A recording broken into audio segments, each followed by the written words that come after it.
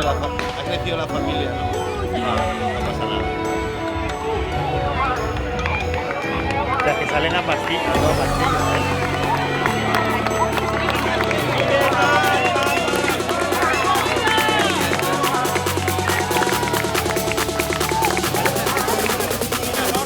Que salen muy fuertes.